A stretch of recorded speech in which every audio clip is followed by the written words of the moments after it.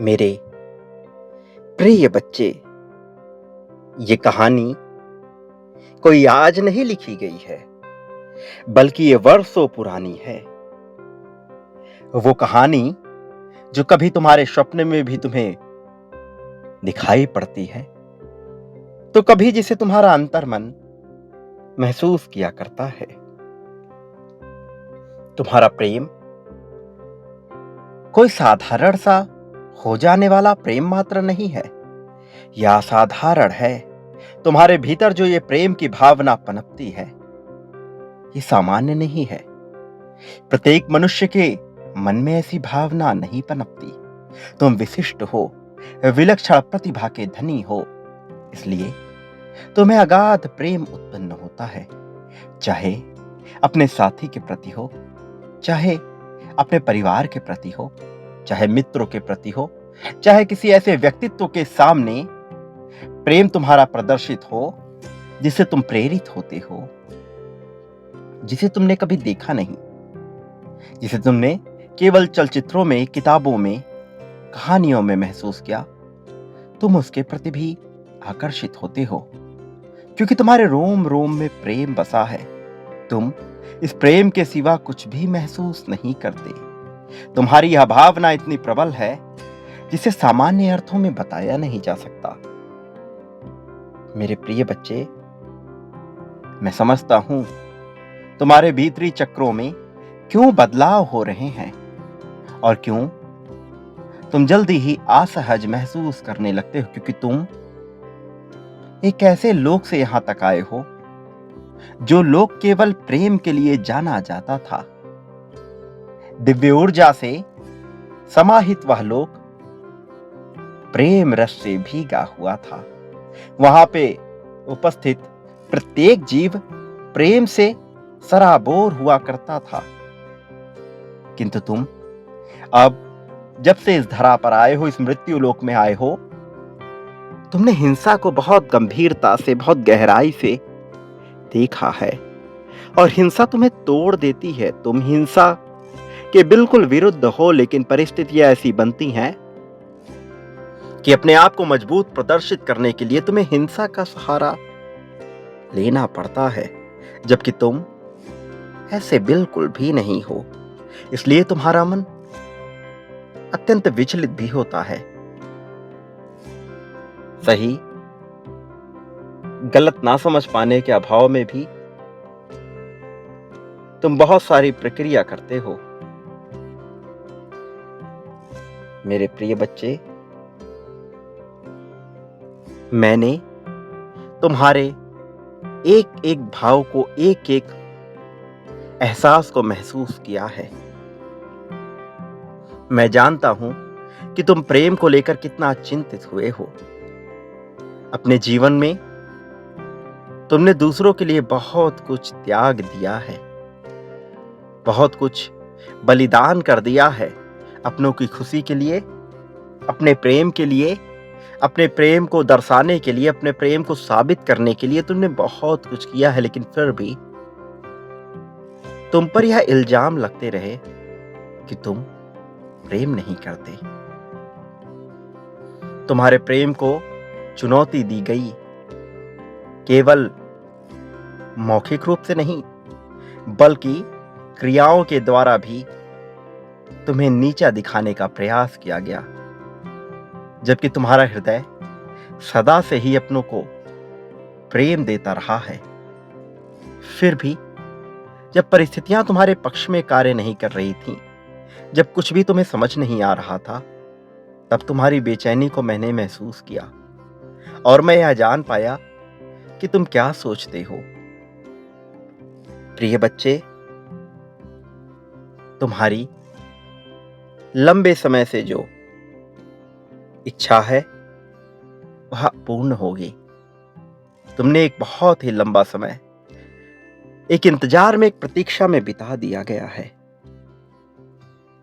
लेकिन जो बीत चुका है उसका भी परिणाम आता है। तुम जिसे अब अपने वर्तमान जीवन पे अत्यधिक ध्यान देना है, तुम्हें यह समझना होगा कि क्या तुम्हारे लिए आवश्यक है और क्या नहीं, किसके लिए बलिदान देना जरूरी है, किसके लिए नहीं। प्रेम में डूबा हुआ मनुष्य कई बार सच्चाई को देख नहीं पाता, लेकिन तुम्हें अपनी आंखें खोलकर सच्चाई को बहुत ही सहजता से देखना होगा। मैं तुम्हें बता देना चाहता हूं कि तुम्हारे जीवन में एक सच्चा प्रेम उतर रहा है। प्रेम कई रूप में होता है। ये भाग्य को लेकर आता है। कई बार वही प्रेम भाग्य लेकर चला भी जाता है, किंतु तुम्हारे परिस्थिति में प्रेम तुम्हारे लिए भाग्य लेकर आ रहा है। अब तुम कितने सौभाग्यशाली हो, तुम इसका अंदाजा नहीं लगा सकते।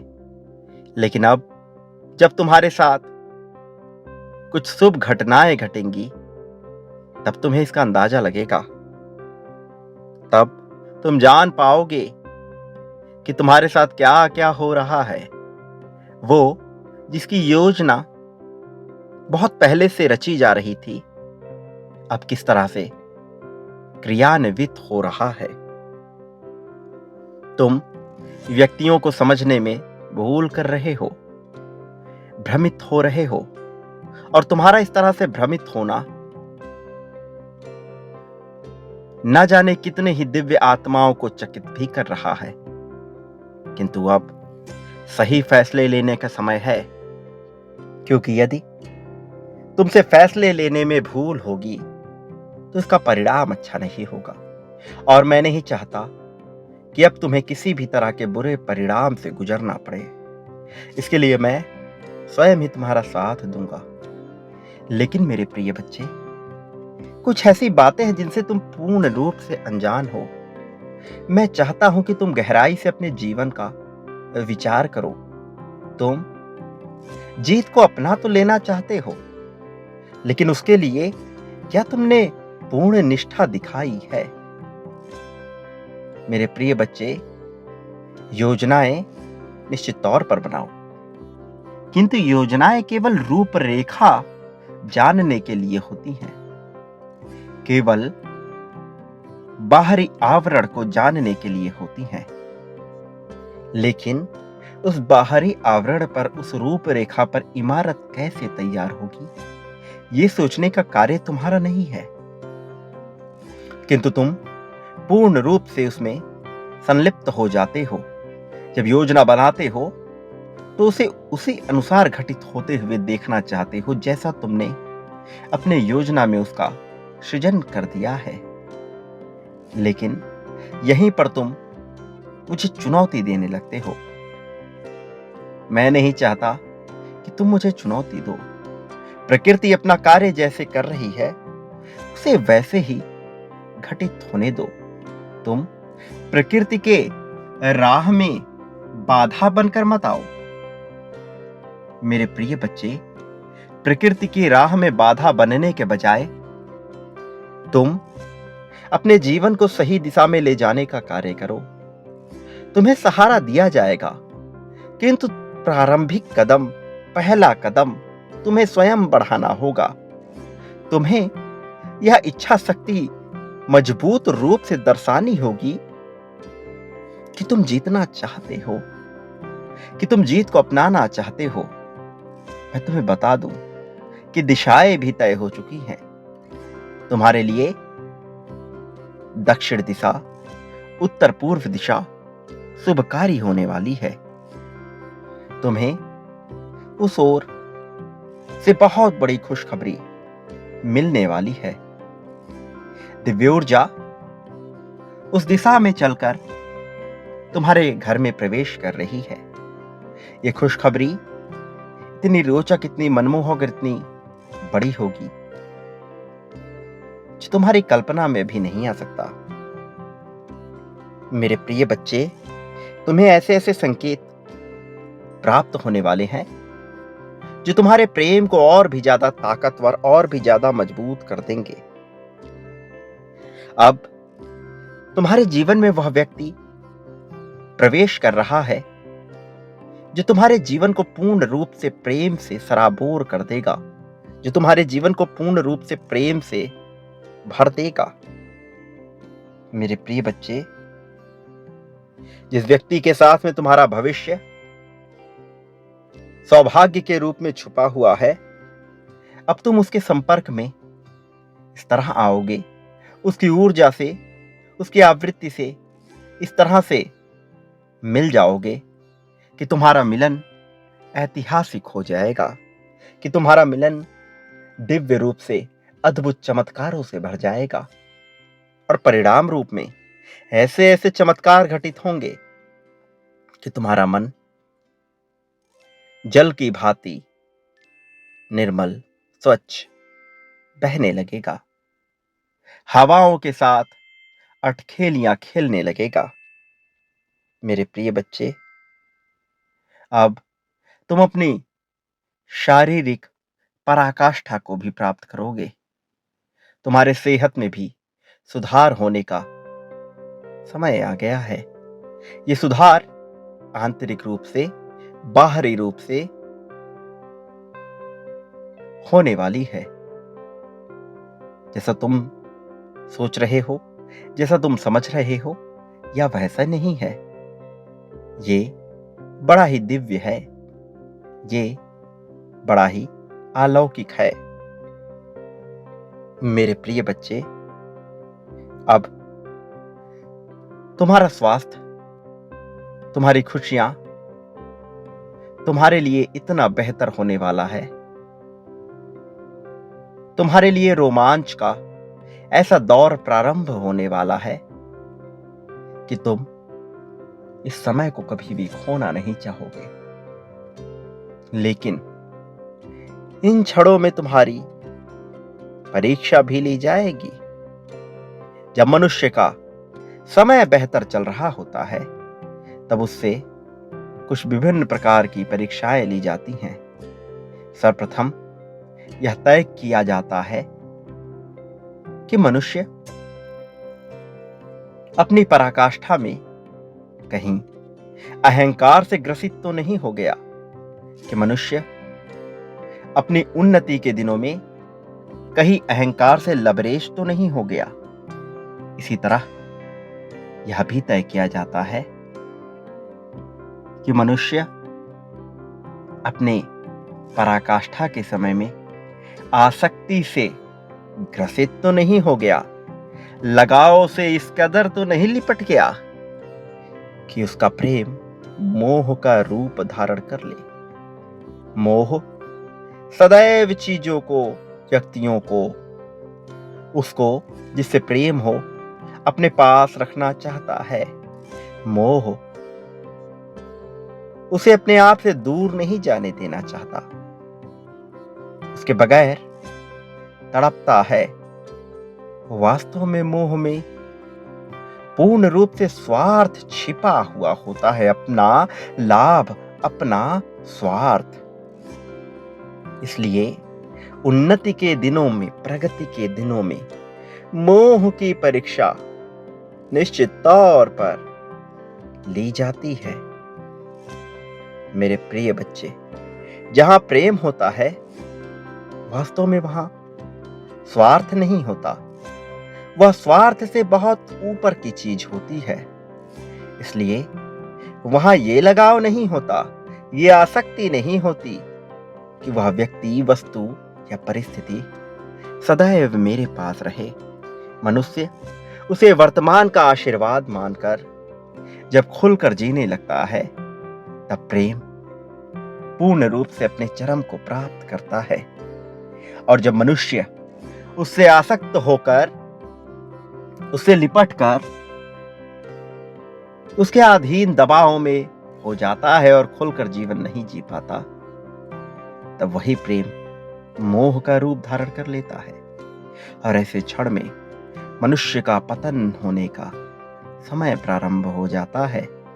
मैं नहीं चाहता कि किसी भी परिस्थिति में तुम पतन को प्राप्त करो।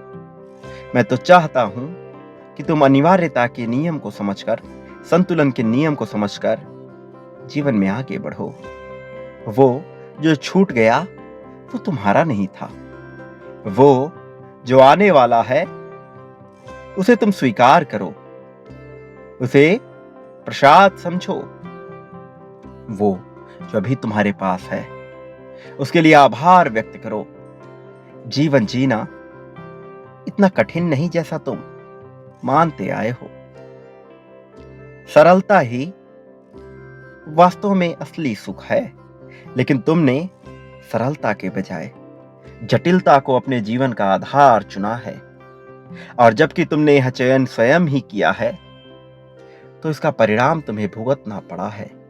लेकिन अब मैं मार्गदर्शक बनके तुम्हें सही राह दिखाना चाहता हूं। तुम्हारी उंगलियां पकड़कर तुम्हें उस दिशा की ओर लेकर जाना चाहता हूं जहां से तुम पूर्ण रूप से जीत को महसूस कर सको। जहां से तुम ये महसूस कर सको कि क्या तुम्हारे लिए अच्छा है और क्या बुरा है। मैं चाहता हूं कि तुम लाभ के पद पर आ जाओ। मैं चाहता हूं कि हर तरफ तुम्हारा गुणगान हो, तुम प्रशंसा के पात्र बनो। भले ही अभी यह संभव नहीं लग रहा हो, किंतु इस पर कितना जोर शोर से कार्य किया जा रहा तुम उसकी सच्चाई से वाकिफ नहीं। मेरे प्रिय बच्चे, तुम्हारी रूह में ही अब जीत को घोला जा रहा है। अब एक ऐसी ज्वाला, एक ऐसी अग्नि भड़कने वाली है जो तुम्हें मंजिल तक पहुंचा कर ही दम लेगी। यह लाल अग्नि तुम्हें पूरी तरह से ताकत से भर देगी। मेरे प्रिय बच्चे, अब वह दिन दूर नहीं जब तुम जीत के साथ अपनी खुशियों का आगाज करने वाले हो। अब वह दिन दूर नहीं जब हर तरफ तुम्हारी जीत के ही चर्चे होंगे। अब वह दिन दूर नहीं जब तुम देश विदेश की भ्रमण यात्रा पर निकलोगे। वह दिन दूर नहीं जब तुम इतने समृद्धशाली, इतने संपत्तिवान हो जाओगे कि तुम जितना धन खर्च करना चाहो उतना कर सकोगे। फिर भी तुम्हारे पास अगाध मात्रा में धन नाता ही जाएगा। ये एक बहाव के रूप में होगा। ये समय तुम्हारे जीत का है। ये तुम्हारे जीत का दौर प्रारंभ हो रहा है। जब मनुष्य के जीत का दौर प्रारंभ होता है तो सब कुछ उसके अनुसार घटित होने लगता है। तुम्हारे भी अनुसार यहां सब कुछ घटित होने वाला है। वर्षों पुरानी जो कहानी अधूरी रह गई थी, अब वो अपनी पराकाष्ठा को प्राप्त कर इस प्रकार से संपन्न होगी कि चारों तरफ खुशियां ही खुशियां फैल जाएंगी। हर तरफ अंगार के रूप में जीत बरसेगा और इसका लाभ सबसे ज्यादा तुम्हें ही होगा। साथ ही उन पुण्य आत्माओं को भी होगा जो तुम्हारी ही तरह निर्मल और स्वच्छ हृदय के हैं, किंतु उन पर अत्यधिक मात्रा में जुल्म ढाया गया है, अत्यधिक मात्रा में अत्याचार किया गया है। जो सीधे थे, जिनके पीठ पीछे कुटिलता से, चतुराई से ऐसी रचना रची गई कि वो हारने को विवश हो गए। प्रिय बच्चे, यह जो चित्र तुम्हारे आंखों के सामने प्रदर्शित हो रहा है, ये उस दैव ऊर्जा का है, उस देवीय ऊर्जा का है जो तुम्हारे भीतर आ रही है, जो समाहित होने को बेताब है। प्रिय बच्चे, तुम्हारी जीत की गाथा अब इतनी तेजी से लिखी जा रही है जिसकी तुम बिल्कुल भी कल्पना कर ही नहीं सकते। आसमान से दैवीय ऊर्जा आ रही है। ओ, अब तुम्हारे भीतर समाहित होने को बेताब हो रही है। मेरे प्रिय बच्चे, तुमने जो कुछ सहा है, अब उसका परिणाम मिलेगा और परिणाम रूप में कुछ विपरीत होगा। दुख के बाद सुख की घड़ी आनी ही है। यदि मनुष्य के कर्म अच्छे हों तो उसका सुख टिका रहता है। अब चयन तुम्हारा होगा, परीक्षा तुम्हारी ली जाने वाली है। तुम क्या हो जाने को अपने आप को विवश करते हो, यह सब कुछ तुम पर निर्भर करता है। मैं तो स्पष्ट रूप से तुम्हें ये बता रहा हूं कि तुम्हारी जीत हो रही है। मेरे प्रिय बच्चे, तुम एक बात कभी मत भूलना कि तुम इस संसार में बिल्कुल भी अकेले नहीं हो। मैं हर पल में, हर घड़ी में, हर क्षण में तुम्हारे साथ हूँ। मैं तुम्हें कभी अकेला नहीं छोड़ूँगा। ना मैंने तुम्हें कभी अकेला छोड़ा, ना कभी अकेला होने दूँगा। तुम पर लाख मुसीबत आई, पर तुम हर बार बचते चले आए। वो क्यों हुआ? क्योंकि मैं सदैव तुम्हारे साथ था, भले तुम यह जान पाओ अथवा नहीं, क्योंकि बड़े युद्ध की तैयारी हो रही थी जिसमें तुम्हारी विजय सुनिश्चित कर दी गई है। अब शांत मन से खुले जीवन को जीना प्रारंभ करो। जो तुम बांटते हो, बदले में अपने लिए भी वही प्राप्त करते हो। यह बिल्कुल भी मत भूलना।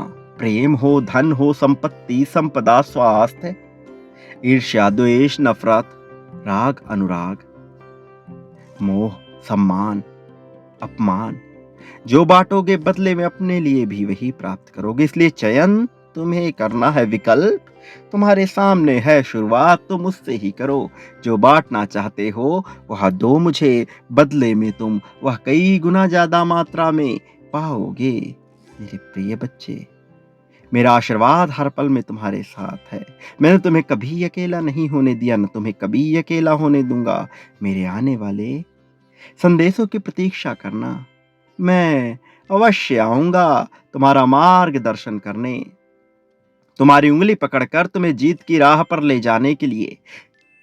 मेरे प्रिय बच्चे, जटिलता को मिटाकर सरलता को तुम्हारे जीवन में भर देने के लिए मैं अवश्य आऊंगा, विभिन्न रूपों में तुम्हारे सामने उपस्थित होकर तुम्हारा समर्थन करने के लिए। तुम गलत होगे तो तुम्हें सही राह पर ले जाने के लिए। तुम कमजोर पड़ोगे तो तुम्हें सबसे ज्यादा ताकतवर बना देने के लिए मैं हर पल में तुम्हारे साथ रहूंगा। तो मैं उस पुष्प की भांति खिला दूंगा जो अपनी महक से, अपनी सुगंध से सभी को प्रभावित कर देता है, सभी को मोहित कर लेता है। अब तुम्हारा आभा मंडल इतना प्रभावशाली होने वाला है, हर कोई तुम्हारी छत्र छाया में आने को बेताब हो जाएगा। मेरे प्रिय बच्चे, मेरा आशीर्वाद हमेशा तुम्हारे साथ था, हमेशा तुम्हारे साथ रहेगा। चाहे संसार का प्रत्येक जीव, देव, दानव, मानव, पशु, अजीव, निर्जीव, सजीव, कोई तुम्हारा साथ दे अथवा ना दे, मैं हर हाल में तुम्हारा साथ दूंगा। सदा सुखी रहो, तुम्हारा कल्याण होगा, वास्तव में तुम्हारी प्रगति होगी।